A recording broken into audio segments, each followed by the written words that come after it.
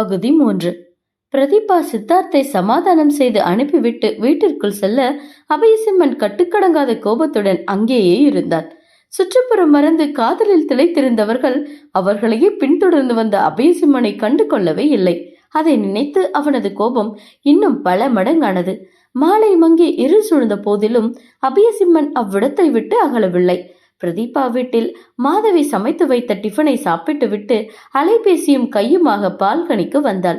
அதிலும் சித்தார்த்துடன் தான் பேசிக் கொண்டிருந்தாள். மெல்லிய வெளிச்சத்தில் அவளின் பளீர் என்ற சிரிப்பை கண்ட அபயசிம்மன் கண்களில் கனலை கக்கினான். காலையில் இருந்து ஒருத்தன் பின்னாடியே சுத்தறான், அது கூட தெரியாம 2 பேரும் ஜாலியா ஊரை சுத்துறீங்களா? அவ்வளோ டீப் லவ் என்று நினைத்தவனின் உதடுகள் ஏளனமாக வளைந்தது. அபயசிம்மன் தனது அலைபேசியை எடுத்து ஒருவனுக்கு அழைத்தான். மறுமுனையில் இருந்தவனோ இவனின் எண்ணை பார்த்துவிட்டு அவசரமாக அழைப்பை ஏற்று, சார் சொல்லுங்க என்றான். அவன் டேவிட், அபயசிம்மனின் நம்பிக்கைக்குரியவன், சிறந்த உளவாளியும் கூட. உனக்கு ஒரு வேலை இருக்கு, உடனே கிளம்பி சென்னைக்கு வா. அபயசிம்மன் அழைத்ததும் அவன், நாளைக்கு காலையில சென்னையில் இருப்பேன் சார் என்றான். அழைப்பை துண்டித்த அபயசிம்மன் பிரபீதாவின் சிரிப்பை ஆழ்ந்து நோக்கிவிட்டு அங்கிருந்து கிளம்பினான். மறுநாள் காலையில் சொன்னபடியே அவனது உளவாளி அவன் முன்பு வந்து நின்றான். இருவரும் யாருமற்ற இடத்தில் ரகசியமாக சந்தித்துக் கொண்டார்கள். என்ன வேலை சார் என்று வந்தவன் கேட்க, அபயசிம்மன் நேற்று கடற்கரையில் எடுத்த புகைப்படத்தை அவனது அலைபேசி எண்ணிற்கு அனுப்பினான். குறுஞ்செய்தி வந்ததற்கான பீப் சத்தம் ஒலிக்க அவன் அதை பார்த்துவிட்டு அபயசிம்மனை நோக்கினான். அந்த போட்டோல இருக்கிற பொண்ணு பேரு பிரதீபா என்றவன் அவளது வீட்டு முகவரியையும் படிக்கும் கல்லூரியின் பெயரையும் கூறிவிட்டு, அந்த பையன் யாருன்னு தெரியல, பட் சேம் காலேஜ் என்றான். டேவிட் அபயசிம்மனை கேள்வியாக நோக்க, எனக்கு அந்த பையனோட கம்ப்ளீட் டீடைல்ஸ் வேணும் என்று கேட்டான் சிம்மன். அது ஒன்றும் பிரச்சனை இல்லை சார், சேம் காலேஜ் தானே, ஒரு நாள் போதும். அப்படியே நீ அந்த பொண்ணை தினமும் ஃபாலோ பண்ணணும். அவ எங்க போறா, ஒன்ஸ் யார பாக்குறா, என்ன செய்யறா, 1 ஹவருக்கு ஒன்ஸ் எனக்கு நீ இன்ஃபர்மேஷன் கொடுத்துட்டே இருக்கணும். Okay sir. டேவிட் ஒப்புக்கொண்டதும் அபயசிம்மன் அங்கிருந்து கிளம்ப எத்தனைத்தான். சார், ஒரு டவுட் கேட்கலாமா? டேவிட் தயக்கமாக வினவ அபயசிம்மன் கிளப்பிய வண்டியை நிறுத்திவிட்டு அவனை பார்த்தான். கேளு.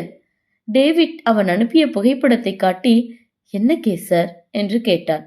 இது கேஸ் இல்ல, ஏன் பர்சனல் என்று இறுகிய குரலில் கூறிய அபயசிம்மன் சென்று விட்டான். 1 வாரம் கடந்து சென்றது. மாதவி வீட்டு வாசலில் தவிப்புடன் கையை பிசைந்து கொண்டு நின்றிருந்தாள். கல்லூரி முடிந்து வந்த பிரதீபா அன்னையை பார்த்து குழம்பினாள். என்னாச்சுமா, ஏன் வாசல்ல டென்ஷனா நின்னுட்டு இருக்க? மகளை பார்த்ததும் பதற்றமாக வந்த மாதவி, பிரதீமா, அப்பா போலீஸ் ஸ்டேஷனுக்கு போனாரு, இன்னும் வீட்டுக்கு வரல என்றாள். என்ன, போலீஸ் ஸ்டேஷனுக்கா? எதுக்கு? தெரியலடி, இன்ஸ்பெக்டர் வர சொன்னாருன்னு 2 போலீஸ்காரங்க வந்து கூப்பிட்டுட்டு போனாங்க. எப்ப போனாரு? காலையில. காலையிலயா என்று அதிர்ந்தவள் கை கடிகாரத்தில் நேரத்தை பார்த்துவிட்டு நெற்றியில் அறிந்து கொண்டாள். என்னமா நீ, காலையில போனவர் இன்னும் வீட்டுக்கு வரலன்னு இப்ப சொல்ற? பிரதீபா தாயிடம் கத்தினாள். அது முன்னாடியெல்லாம் ஒரு 2 மணி நேரம் கழிச்சு அவரே வீட்டுக்கு வந்துடுவாரு. இன்னைக்குதான் இவ்ளோ நேரம் ஆகியும் வீட்டுக்கு வரலடி என்று மாதவி மென்று முழுங்க பிரதீபா குழம்பி போனாள். வாட், முன்னாடி எல்லாமா? ஆமாடி, என்னன்னே தெரியல. இப்ப 1 வாரமா தினமும் போலீஸ்காரங்க வீட்டுக்கு வந்து உன் அப்பாவை கூட்டிட்டு போறாங்க. என்னன்னு கேட்டா அவங்களும் பதில் சொல்ல மாட்டேங்கிறாங்க. இவருக்கும் எதுவும் தெரியாதுங்கிறாரு. மாதவி கண்ணீருடன் அழுது புலம்பினாள். அதுக்கு இப்படி அழுதுட்டே இருந்தா ஆச்சா? வேற என்னடி பண்ண சொல்ற? போலீஸ் ஸ்டேஷனுக்கு போய் கேட்க வேண்டியதானே. நான் மட்டும் தனியா எப்படி போவேன்? அதுல என்ன இருக்கு என்று பல்லை கடித்த பிரதீபா போலீஸ் ஸ்டேஷனுக்கு கிளம்ப மாதவி அவளையும் தடுத்தாள். வயசு பொண்ணு நீ, தனியா போலீஸ் ஸ்டேஷனுக்கு போறதெல்லாம் நல்லதில்லடி என்று அறிவுரை கூற பிரதீபாவுக்கு ஆத்திரமாக வந்தது. மா, படுத்தாதம்மா, என் கூட போலீஸ் ஸ்டேஷனுக்கு வரதா இருந்தா வா, இல்லனா இங்கே இரு என்று எரிச்சலாக கூறிய பிரதீபா தெருவில் சென்ற ஆட்டோவை நிறுத்தினாள். ஏய் இருடி, நானும் வரேன் என்று கத்திய மாதவி அவசரமாக ஓடி வந்து ஆட்டோவில் ஏறினாள். எங்கம்மா போகணும் என்று ஆட்டோக்காரன் கேட்க பிரதீபா, போலீஸ் ஸ்டேஷனுக்கு போங்க என்றான். அடுத்த 5வது நிமிடத்தில் தாயும் மகளும் காவல் நிலையத்திற்கு வந்து சேர்ந்தார்கள். மாதவி மகளின் கையை இறுக்கமாக பிடித்துக் கொண்டார். காவல் நிலையத்திற்குள் நுழைந்தவள் பெஞ்சில் தலை குனிந்து அமர்ந்திருந்த தந்தையை கண்டு அவரிடம் ஓடினாள். அப்பா என்று அவரின் தோளில் கை வைக்க அவர் அவளின் கையை வெறுப்புடன் தட்டி விட்டுவிட்டு முகத்தை திருப்பிக் கொண்டார். மாதவி கணவனிடம் வந்து நின்று என்னங்க என்று அழைக்க அவர் மனைவியை நிமிர்ந்தும் பார்க்கவில்லை. ஏமா, நீங்க பாட்டுக்கு வந்து நேரா அக்யூஸ் கிட்ட பேசிட்டு இருக்கீங்களே, இதென்ன ஆச்சுன்னா யார் பதில் சொல்றது என்று கேட்ட செந்தில்நாதனை முறைத்த தீபா, அவர் ஒன்னும் அக்யூஸ்ட் இல்ல, என் அப்பா. எதுக்கு சார் என் அப்பாவை போலீஸ் ஸ்டேஷன்ல உட்கார வச்சிருக்கீங்க என்று கேட்டார். குப்பை தொட்டில போட வேண்டிய குப்பைய 4 பேர் நடந்து போற ரோட்டுல கொட்டி இருக்காரு. இதெல்லாம் ஒரு காரணமா சார் என்று பல்லை கடித்தவளை நிதானமாக பார்த்த செந்தில்நாதன், அப்படியா என்றவன், 403 அந்த 7 பவுன் தாலி செயின் அறுந்துட்டு போன கேஸ இந்த ஆள் பேர்ல போடு என்றான். வாட்? என்ன சார் நடக்குதுங்க? ஏன் இப்படி பண்றீங்க? தினம் தினம் ஏதாவது ஒரு சில்லி ரீசனை சொல்லி என் அப்பாவை போலீஸ் ஸ்டேஷனுக்கு வர வைக்கிறீங்க. ஆக்சுவலா உங்களுக்கு என்னதான் ப்ராப்ளம் என்று கேட்டாள். அப்போது செந்தில்நாதனின் போன் அடிக்க அவன் பவ்யமாக அழைப்பை ஏற்று சார் என்றான். மறுமுனையில் இருந்தவனோ அவளை உள்ள அனுப்பு என்றான். ஓகே சார் என்றவன் பிரதீபாவை நோக்கி, சார் உங்களை வர சொல்றார் என்று அவளுக்கு இடதுபுறம் இருந்த அறையை காட்டினான். பிரதீபா வேகமாக அந்த அறைக்கு சென்றாள். அவள் எக்ஸ்கியூஸ் மீ சார் என்று சொல்ல சுழல் நாற்காலியில் சுழன்று அவளை திரும்பி பார்த்தான் அபயசிம்மன். அவனை கண்டு அதிர்ந்தவளின் விழிகள் பெரிதாக விரிந்தது. நீங்க என்று தடுமாறியவள் அவசரமாக மேசையை நோக்கினாள். அங்கே Abhayasimhan IPS assistant commissioner of police என்ற பெயர் பலகையை பார்த்தவள் எச்சிலை விழுங்கியபடி 2 அடி பின்னால் நகர்ந்தாள். அவளின் அதிர்ச்சியை கண்டு கொள்ளாமல், வெளியே எதுக்கு சத்தம் போட்டுட்டு இருந்த என்று கேட்டான் கடுமையான குரலில். அவளுக்கு அதிர்ச்சியில் பேச்சே வரவில்லை. அவன் அவளையே ஆழ்ந்து நோக்கினான். அவள் மெல்ல தன்னை ஆசுவாசப்படுத்தி கொண்டு, என் அப்பாவை எதுக்கு தினமும் ஸ்டேஷனுக்கு அலைய வைக்கிறீங்க என்று கேட்டாள். தப்பு பண்ணா ஸ்டேஷனுக்கு வந்துதானே ஆகணும் என்றான் அவன் அலட்டிக் கொள்ளாமல். என் அப்பா எந்த தப்பு செய்யல, செய்யவும் மாட்டார் என்றாள் உறுதியாக. அதை கேட்டு ஒற்றை புருவத்தை உயர்த்தியவன், உன்னை பெத்ததே பெரிய தப்புதான் என்றாள். அவளுக்கு கண்களில் கண்ணீர் முட்டிக்கொண்டு வந்தது.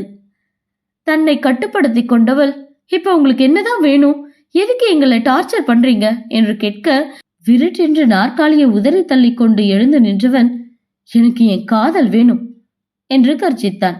அவனின் ஆவேசத்தை கண்டு அவள் நடுங்கி போனாள்.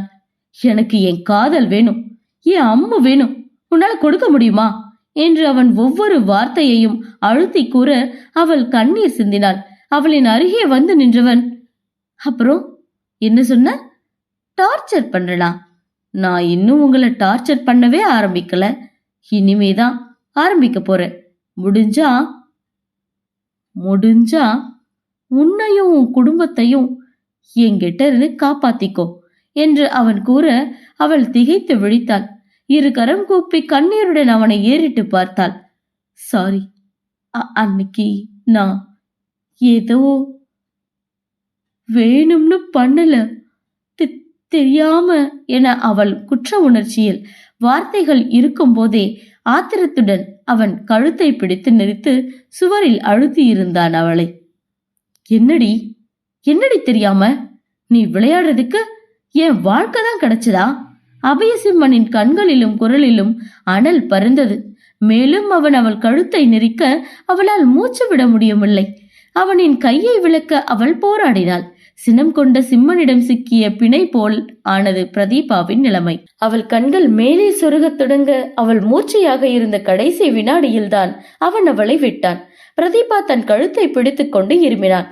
அவன், இன்னும் 1 நிமிஷம் என் கண் முன்னாடி நின்ன இப்பவே உன்னை கொன்று வேண்டி போயிடு என்று அடிக்குரலில் சீர அவள் தன் கண்ணீரை அழுத்தி துடைத்துக் கொண்டு வேகமாக அறையிலிருந்து வெளியேறினாள். நாட்கள் வாரங்களாக கடந்து சென்றது.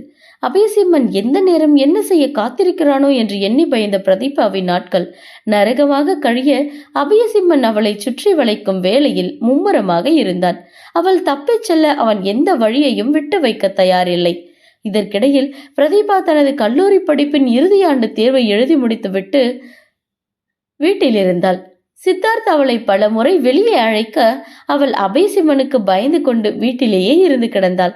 அதற்காக சித்தார்த் அவளிடம் கோபித்துக் கொள்ள நிலைமை புரியாமல் நடந்து கொள்கிறானே என்று பிரதீபாவிற்கு எரிச்சலாக வந்தது. ஒரு நாள் சங்கர் மருத்துவமனையில் அனுமதிக்கப்பட்டு இருப்பதாக வீட்டிற்கு போன் வர மாதவியும் பிரதீபாவும் பதறி அடித்துக் கொண்டு மருத்துவமனைக்கு சென்றார்கள். தலையில் கட்டு போடப்பட்டிருந்த கணவனை கண்டு மாதவி வாயிலும் வயிற்றிலும் அடித்துக் கொண்டார். பிரதீபா தாயை சமாதானம் செய்து கொண்டே தந்தையை பார்த்தவள், என்னாச்சுப்பா என்று கேட்க அவர் மகளின் புறம் திரும்ப கூட இல்லை. அப்பா, உங்களை தான்ப்பா, என்னாச்சு? தலையில எப்படி அடிபட்டுச்சு என படபடவென்று கேட்டவள் தந்தையின் காயத்தை தொடப்போக அவர் ஆத்திரத்துடன் அவளின் கையை தட்டிவிட்டு, சி தொடாத என்றார் அருவருப்பாக முகத்தை சுழித்துக் கொண்டு. பிரதீபாவிற்கு ஒரு மாதிரியாகி போக பரிதவிப்புடன் தந்தையை பார்த்து கொண்டிருந்தாள். அதை பார்த்து அங்கிருந்த செவிலிப்பன், ஏன் சார், உங்களுக்கு அடிபட்டு இருக்குன்னு தெரிஞ்ச உங்க பொண்ணு பொண்டாட்டியும் எப்படி பதறி அடிச்சுட்டு ஓடி வந்திருக்காங்க, அவங்க கிட்ட போய் இப்படி மூஞ்ச காட்டுறீங்களே, பாவம் சார், உங்க பொண்ணு தானே, என்னாச்சுன்னு சொல்லுங்க என்றாள் பரிதாபத்துடன். இவ என் பொண்ணே இல்ல, என் பொண்ணு எப்பவோ செத்து போயிட்டா என்று சங்கர் கூற பிரதீபா துடிதுடித்து போய் தந்தையை பார்த்தார். இத்தனை நாளும் தந்தை தன் மீது கோபமாக இருக்கிறார், என்றாவது ஒரு நாள் கோபத்தை துறந்துவிட்டு சகஜமாக பேசுவார் என்று எண்ணி காத்திருந்தவளுக்கு இப்போதுதான் புரிந்தது அவளது தந்தை அவளை எப்போதோ தலைமூழ்கி விட்டார் என்று. அதற்கு மேல் பிரதீபாவிற்கு அங்கு நிற்க மனமில்லை. கண்ணீருடன் அறையில் இருந்து வெளியேறியவள் வராண்டாவில் போடப்பட்டிருந்த நாற்காலியில் அமர்ந்தாள்.